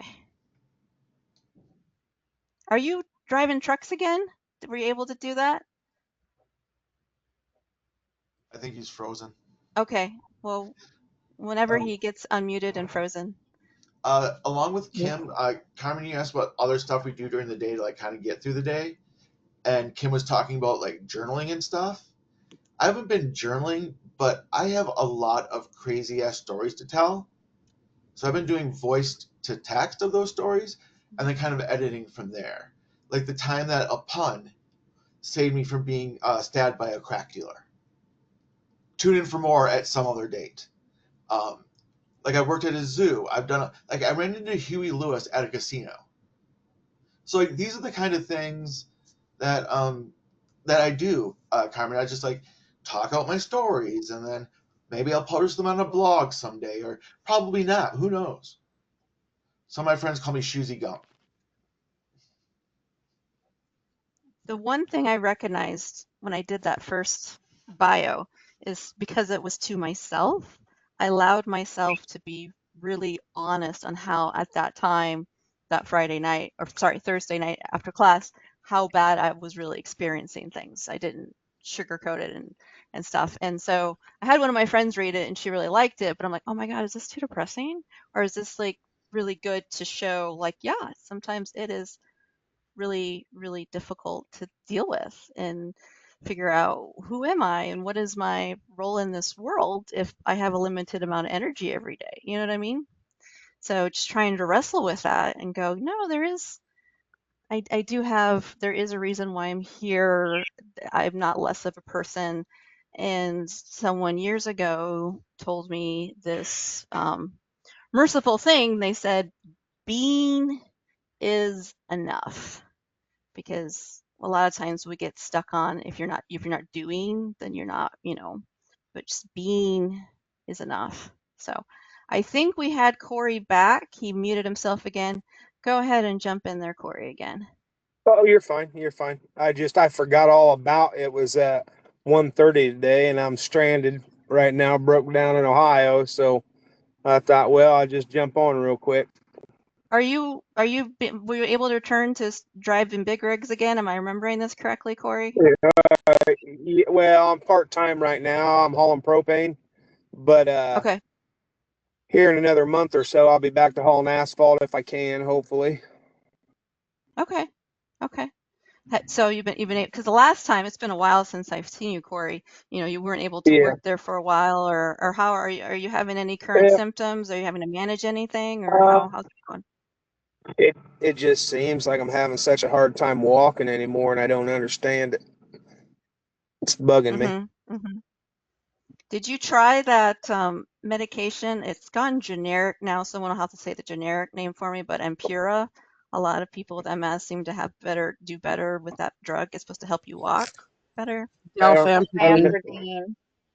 I kind of just go what my neurologist, says and, does. And I've been on that Ocrevus now for 3-4 years. So the March 3rd, she wants to do another MRI on my spine and on my neck to see if anything else has came about.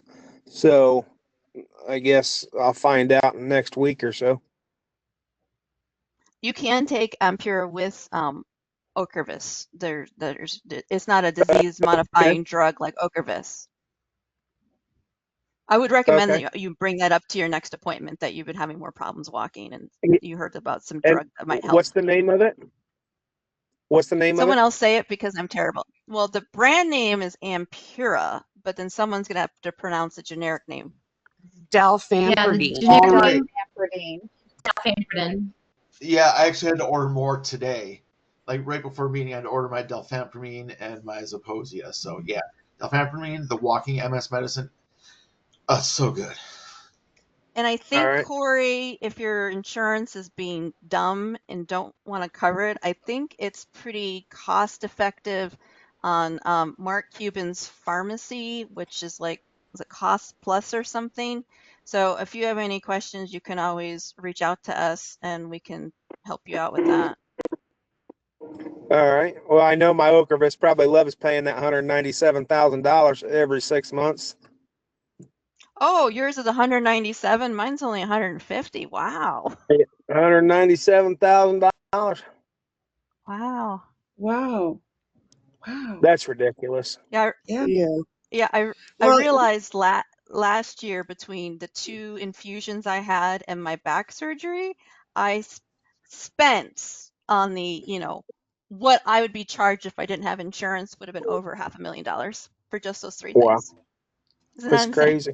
Crazy. We're not gonna dwell on it, but I just wanted to say that Wow. was eye opening. Did you need any time today, Corey? No, I just popped in to listen.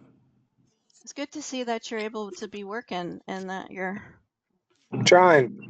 getting around. Okay. I'm gonna It's just bop. hard. It's just harder and harder and harder, you know, like I just, I walk for a little bit, I got down.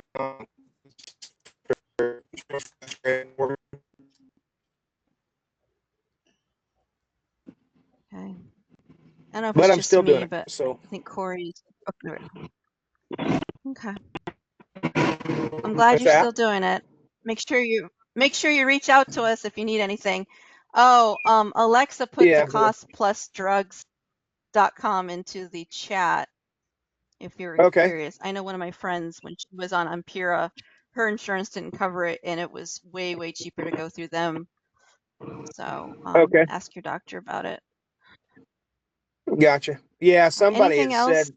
somebody had said a while ago, they were like, have you ever tried getting on disability, or whatever? And I said, well, first of all, I can't live off $2,500 a month. I said, so, disability is kind of out the window. And I called them, just kind of be proactive on stuff, just to ask them about stuff. And they tell me that it could be 7 to 9 months, even longer. And I said, yeah, what am I supposed to tell my house payment and all my bills? And she said, well, I can't tell you that. And I said, well, I can. I can tell you that that's not acceptable, and you're going to have to pay. You know what I mean? So I'm just trying to figure things out, and just see what I'm supposed to do. Because apparently the only way you can file for disability is if you have to be a millionaire, or you have to have somebody else working in the household, you know, because you can't go with not paying stuff. You know what I mean? So it's kind of a pain. No, I know exactly what you mean, because the process to get on is very slow, and when you actually get disability, if you've been making really good money, you're not going to get anything like that.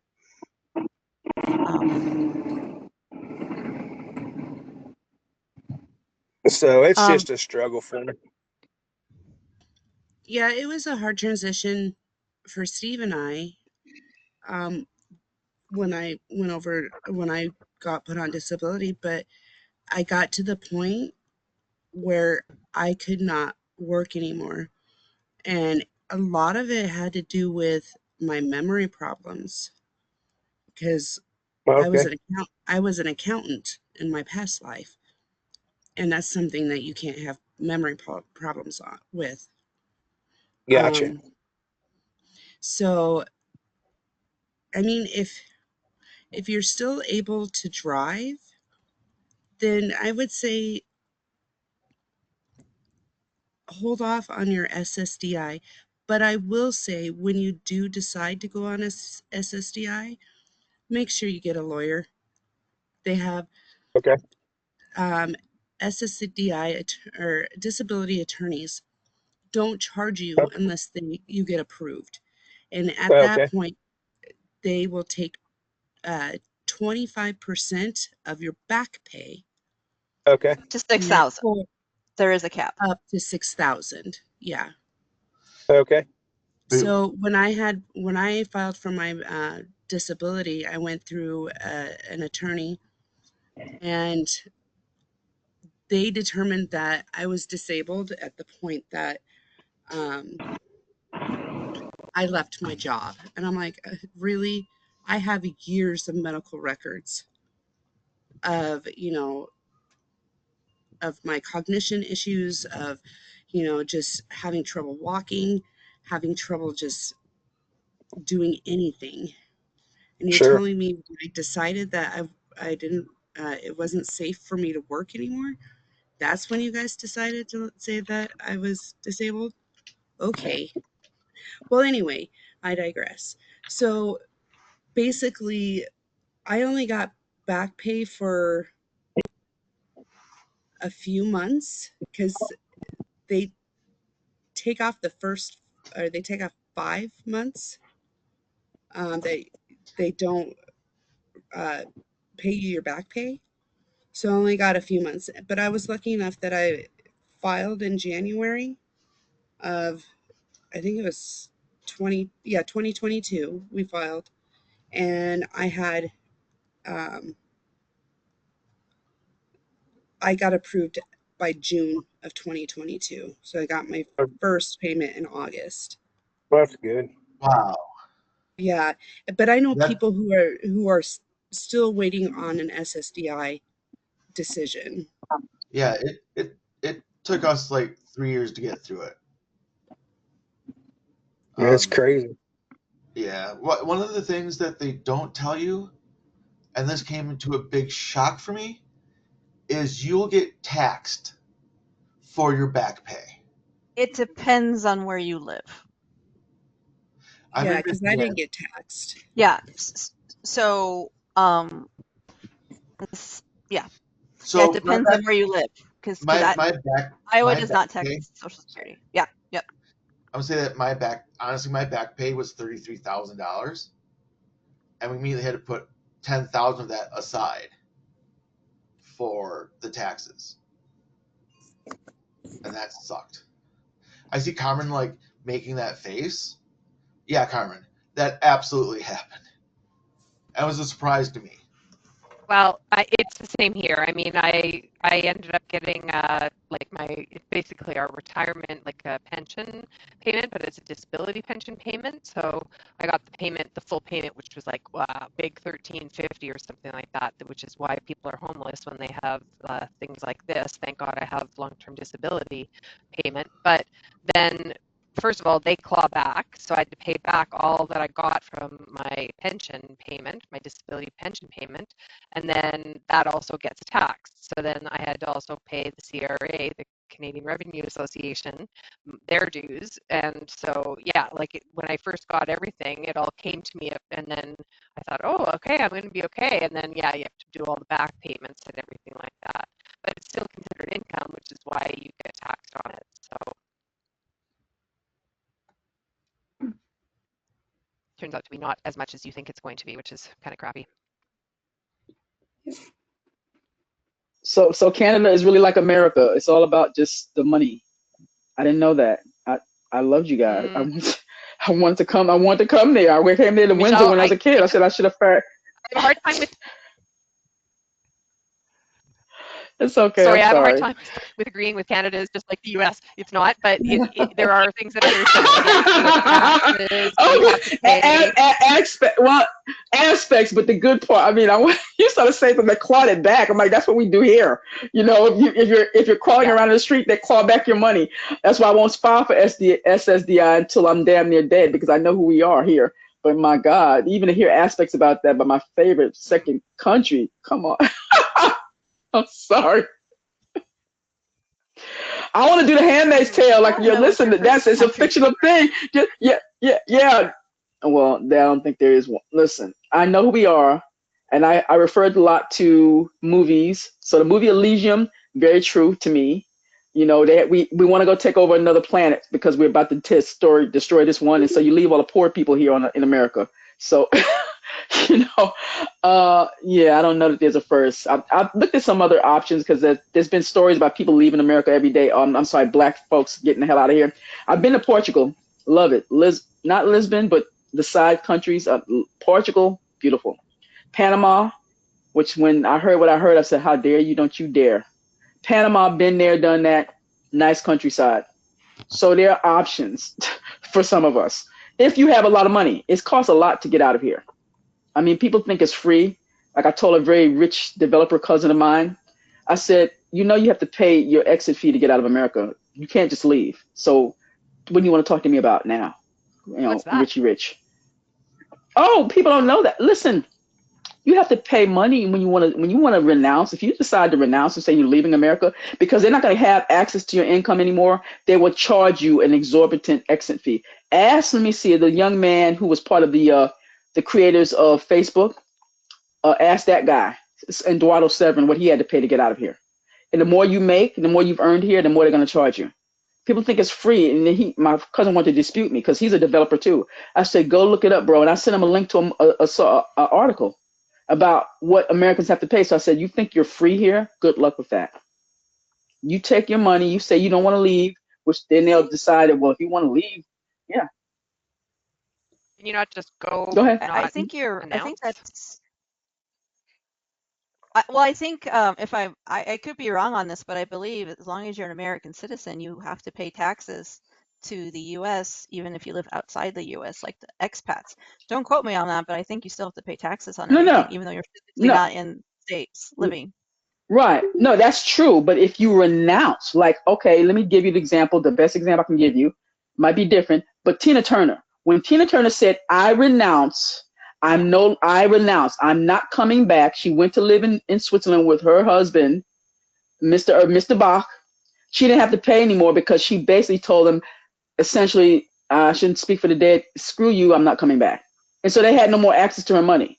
And that was even written up because that's what happens. Once you say, I renounce, it's a different thing to say, not just being an expat, but I renounce, which they will put you on the list because they figure, how dare you? How dare you want to leave the greatest thing, the greatest idea man ever created, or God ever? How dare you? They will punish you for that. So it's not just being an expat, it's renouncing. Once you renounce, that's it. And they will make it difficult because if you have family here, you're never coming back. They'll put you on a list because they figure how dare you want to leave, and then they're going to punish you for it. So it's a different thing. It's a different thing because they Michelle, no longer have access to your money. Michelle, at the beginning Yes, of yes. the meeting this afternoon, you mentioned you Mhm. might wanted to talk about something. Did you wanted to talk about something about MS? Well, about why essentially it's been here all these years, and seems to be no real progress, and you have all of these quote unquote experts, and the trajectory seems to be very simple to me. I'm not a doctor, but if on one hand it's autoimmune, well then we're always encouraged, and I think I brought this up before, we're always encouraged to have a great immune system. Well, that in some cases works against you. My immune system was outstanding, as I mentioned before. I don't take the flu shot, and I never get sick. I had a little hiccup last week. Actually, had sniffles more than just normal. So I was like, oh my God! But I live with a first responder who works in a petri dish as an emergency room of a hospital. So she feels guilty because she thought she gave it to me because I don't leave the house pretty much. I mean, I can still move around. I have some mobility. I am mobile. I don't go in a wheelchair when I'm out because I don't think it's fair to people who really, really, really need it. I can still amble my way. I can just kind of, shuffle my way around. And I do that, and I get a card, and I'm okay. But the whole thing is that I am at this point, well, how is it that we've not made that much progress when it's, to me, the trajectory is kind of simple. Your autoimmune system, your immune system is attacking you. That means the white blood cells or whatever the case, however that works. Can't you find a way, or why they have not made the kind of progress that allows people to have a better outcome even when they're taking DMTs, if they want to do that? I didn't do it for 17 years until it came back, but I know that one of the precursors is stress, and I've been living under a great deal of stress, being, in my terminology, essentially homeless, as in not my own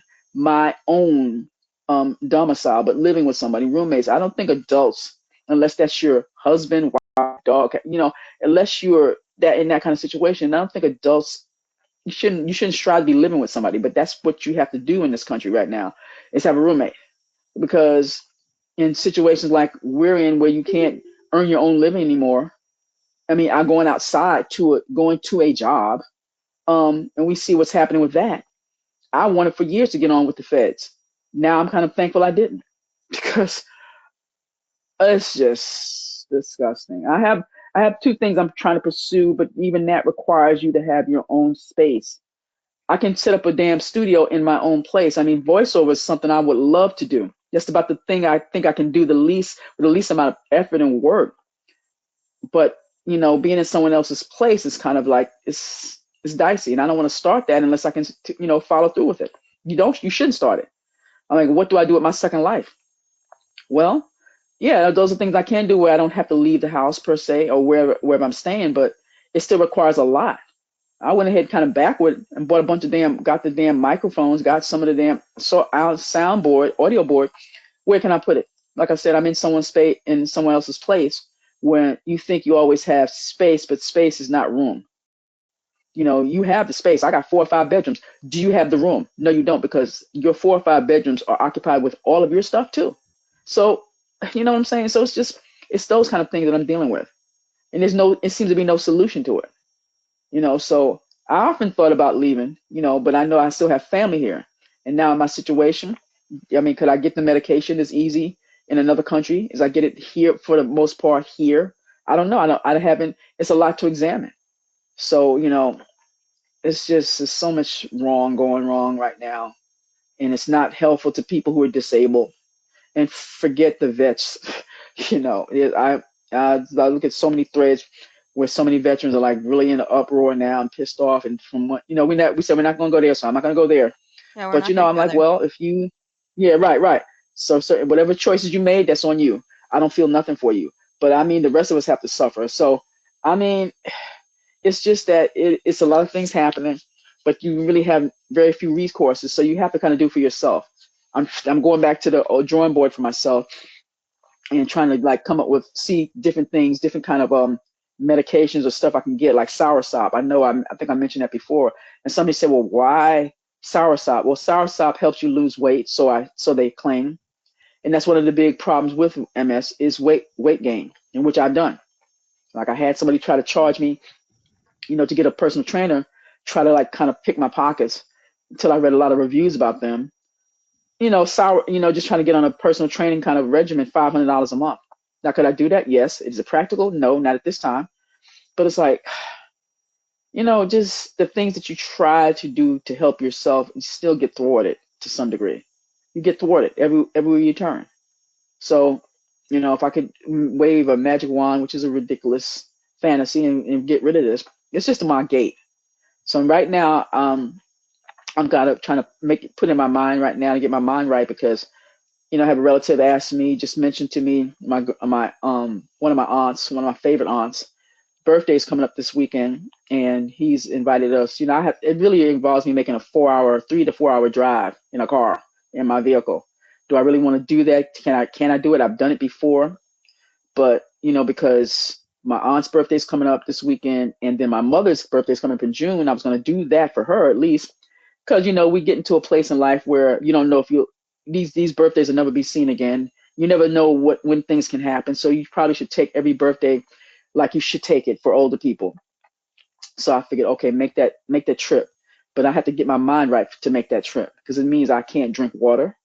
I will dehydrate myself before I would drink and have to stop at a gas station or something like that in Georgia. And, then making sure I have the right amount of stuff to protect myself, because I don't want to be that moving target, when you're on the road. It's all kind of things happening. And I can't drive at the time I want to drive, which is early in the morning, dark. I think that, for a disabled person, probably shouldn't be on the road like I used to drive back in the day when I was a kid. I'll just jump in the car and drive at 10 o'clock at night. Because there's no traffic. This is probably not a good idea. Or early in the morning, 3 or 4, 2 in the morning, get on the road. It's probably not a good idea, even though that's what I would like to do. But I have to just, kind of get my mind right to make that trip and try to find the Michelle, best time. Yes. I know we talked in the past about you liking to write. Have you been using that at all to help you work through all the feelings that you've been having and your frustrations? It's a good point. And, I have tons of journals over the years in my life. And I said, can I continue with it? Because that was when I was active.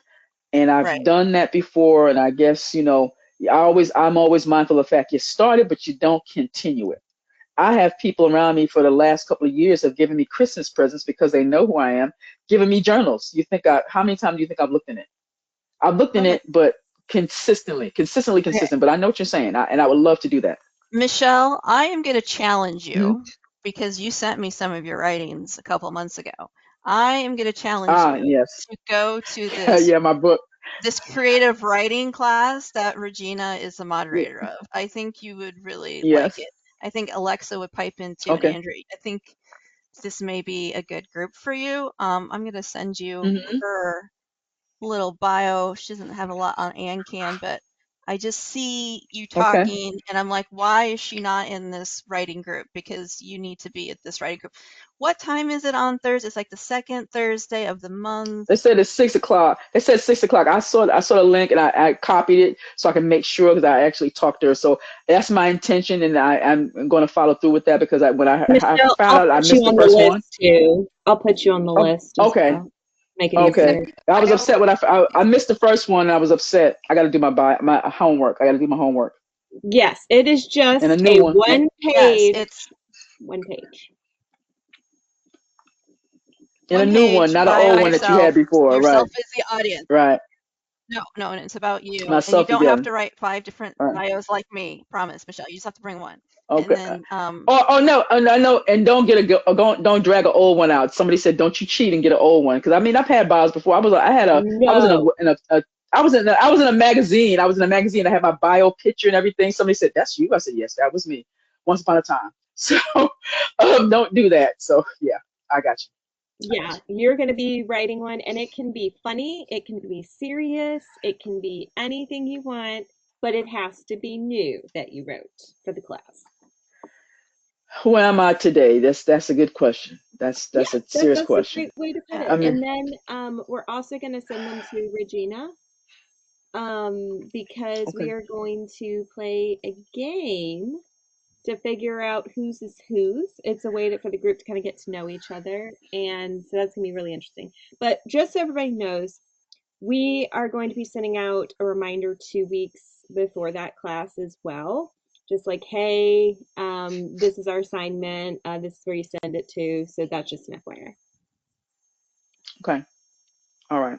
Thank you very much. Thank you. But I really encourage you. I'm not going to tell you what to do, Michelle, but I just get this vibe that you would really enjoy this class. And if you've been stuck being able to write, I really feel that it's going to be a good place for you to be. Well, my doctor gave me, in fact, when I told him about the situation, my doctor gave me some medication, even though he understood. He only gave me a limited amount, no refills, but it's to help you with your concentration. It's called meth or something. But yeah, Methylphenidate. I found yes, and he gave me, I only got 25 tabs. I already used some of them, but it was to help me to sit down and focus and just focus. So I'm trying to hold on to him because he said, we're not going to give you a bunch. I said, I appreciate that, doctor. My neurologist, so for MS. So yeah, but thank you. I got to get Did back on the horse. I got to get this done. did you So feel that medication was helpful to you, Michelle? it opened my eyes up. I don't like the OD because I'm not a drugger at all. Even for stuff that's prescribed to me, I feel bad. I don't like to be entitled, wasting stuff that people they gave it to me. Use it. Don't sit up there and have it in a container and just sit there and have to throw it away after a while. So don't do that. But yeah, it did. It's like I opened my third eye. Your third eye, your pineal gland. Everything kind of opened up again. It was like wow. So yes. I need to just find me a spot in my domicile that I'm in right now that I can write in, because the kitchen probably is okay. I have room to put my laptop, but it's not the best place. There's a TV there. There's stuff that my cat comes and sits there next to me and she wants attention and I have to give her attention. So it's like, little girl, please get mommy work. Please let mommy work. So, but I'm very attached to my cat, Miss Tantan. She's my little girl. You know, they said that she's a substitute for the kid I never had, the biological I never had. So yeah, but yeah, I need to do that. I need to focus that place. And they also gave me, because I was deficient on vitamin D because I don't go outside a lot. And I know that when I go outside, I feel differently too. It's like everything kind of opens up. It's I like I feel get a breath of fresh air, massively, and yeah. it's like, I feel massively yeah, different outside. Like it kind of writes me up. Like I get out of whack and it puts me in line again, right. being in nature. So And I guess that's the tip, right? That's the tip. So my hostess is always encouraging that, because like I said, the emergency room, oh God, person, she's always on me. Get outside, get outside. So I said, I got you. But it's like going outside. It's not hard. I mean, I got access to 2 damn decks. I have no excuse, and like I can just sit there. But it's like, you get to that place. So I guess a little bit of depression is very much there. So it's like, start But journaling yes, about ma'am, it. thank you so much. I Yeah, I I look mean, how I forward feel this. to reading your bio next month. I gotta work on that. I'm glad you reminded me of that. I need to work on that because I mean, who am I? I guess I already started it in my mind. You know, there Yeah, once like upon a time, or that's stupid. No, once. yeah, after you're done Hmm? here, just start Yeah, writing. Don't be judgy. yeah. Uh, did we So cover I'm everything? very judgy. I've been We're very the judgy worst my whole life on judgmental about myself. our. Yeah, we're the worst when it comes to ourselves. Exactly. Yep, Yeah. 100%. Yeah, Thank you. but I'm looking forward to reading your bio. And if you want to send it to me early to All look at right. it, I will be more than happy to. So, is that All right, everything man. Thank you you. wanted to cover, Michelle, today? Yeah, that's good enough. All And right. like I said, some people I forget. So if I have anything else, I'll write it down for the next time. Thank you. Okay. And then what did you want to talk about, Alexa? Well, thank you very much for putting a plug for the creative writing class. It is awesome. I'm super stoked about this class. I love I it. am stoked about it too. I love it. It's great.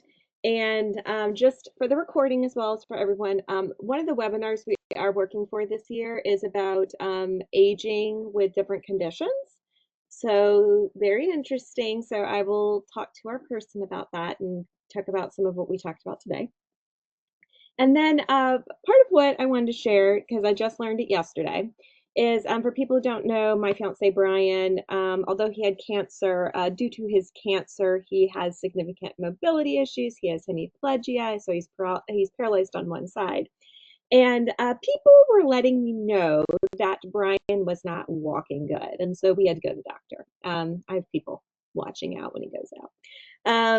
And so I was very concerned. I didn't know if he was injured, this or that. And it was pretty simple. It was his shoes.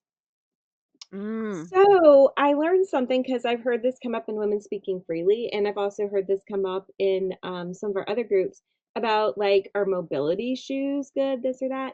So Brian's podiatrist, who's also an ankle specialist, who is incredible. He was at Stanford, amazing. He taught me something I really think y'all should know. So he said that some of the best mobility shoes you can get are actually the Skechers slip-ins, and he encouraged us to get a pair of those. And he's like, they can't really market them as mobility or like orthopedic friendly or anything like that, but apparently the way they're designed, and especially for the ease of getting into, they are excellent for mobility, for stability. They have more ankle support, and I just wanted to share that because a lot of these shoes that they market for mobility and stuff are super expensive and you can't go try them on. But a lot of people can get the Skechers and go to Skechers and stuff, and it's much more affordable. And they have all these different styles. And I can already report Brian is walking significantly better with them, so that's great. So I just wanted to share that Skechers, the Step-in's great resource. My only thing is the sizing's a little bit different. So you need to go try them on. Try not to purchase them online. Go try them on. But yeah, apparently you don't need usually the super expensive mobility shoes. Those shoes work great. I love my Skechers. They're the best. So we have another They endorsement. need to sponsor us. Yes, this MS group sponsored by Skechers. Step in. That's right. I always love it when someone finds a way that is cost effective and easy Yes. versus expensive and just kind of so-so. And I'm assuming they have multiple styles, so it's just not one style that you're Multiple stuck with. styles. I love it. I Thank you would so much love for if sharing they that. would be able to market that. I wish that they were able to, because it's like we shouldn't be the only people to know this. Like we should tell everyone. So yeah, I think it's great. Do you know why? Is it because they would have to go through a clinical trial in order to market it that Probably way? it probably would Yeah. have to be something like a clinical trial. They would probably have to do this or that and be able to say, oh, we're certified like orthopedic and stuff. I don't know if maybe the assumption is because they try to sell you really hard. They're step-ins. They're very easy. If you're supposed to pick up, like, is this an accessibility thing? Is this like, what is this? But it'd be great if they could just say, hey, these shoes are designed for stability. They're designed to be easy, mobile friendly, all that stuff. I wish they could just say that. Right. Well, I hope to see some of you guys. Well, I won't be at the next meeting in 2 weeks. I think it's on the 11th at 8:30 Eastern Time. I will be at my tap dance lesson, so I won't be here. But I hope to see you all, some of you hopefully, at if anyone to be at the writing class. And I don't even know what the date. I'd have to look at my calendar here. I think it'd be really close to the 11th. March 13th. March 13th, Thursday, March 13th, and it's way earlier than what our evening one is. It's at 4 o'clock Eastern time, so it's way earlier in the day to No, check it's this at 6 o'clock Eastern time. Oh, I went the wrong way. I was giving Mountain Time, 6 o'clock Oh, yeah. Eastern time, 5 o'clock Central time. See, there's the cognition thing. I have a hard time switching time zones. It's an MS thing for me. Okay. It was great seeing everybody today. I hope you guys continue enjoying the nice sunshine and the warmer weather. And I love having the sunshine. It's really made a positive impact on me. I think my area gets like 80 more minutes of sunshine in February. So that's really, really nice. Awesome. Yes. Well, Okay. fun Have a fact. wonderful day, everyone. Will You do. too, Andrea. Well, just a fun fact. To everyone. Once winter solstice hits, you gain 1 minute of daylight every day. I And think then it And that was the depends. winter solstice on December 21st, Christy? Huh? Was the winter solstice that happened on December 21st? Is that what you're talking about? Yeah. And then Yeah. when the summer solstice hits, you lose a minute a day. It depends on where you're at, Christy, in the world. So if you're like when I was in Alaska, I would get almost 45, I would lose almost 45 minutes a week in the fall, and then I'd gain because the solstices you're either like you're 12 hours, so you're like the same Right. as Well, I'm just by the aquarium. Yeah, but it varies. Like so, right now I get more sunlight here than Alexis does because we're closer to summer. But in the winter, she will definitely have more sunlight than I do. Yeah, and when you live in Colorado, you're kind of smack dab in the middle. So it's you during winter when you have the fall back, you go to work in the dark and you leave in the dark. Yep, And exactly like Iowa. But I'm assuming that now you're in Arizona, you probably have way more sunlight now. Like in the yeah, winter, you it's had way more sunlight than you would have had if you were in Colorado. well, right now, yeah, and it's hot and it's not even summertime. Right now it's 83 degrees outside, feels like 86. Wow. Oh. I did hear you guys were going to have a big warm up on the West Coast like that. Even we're warm. We're almost 60 degrees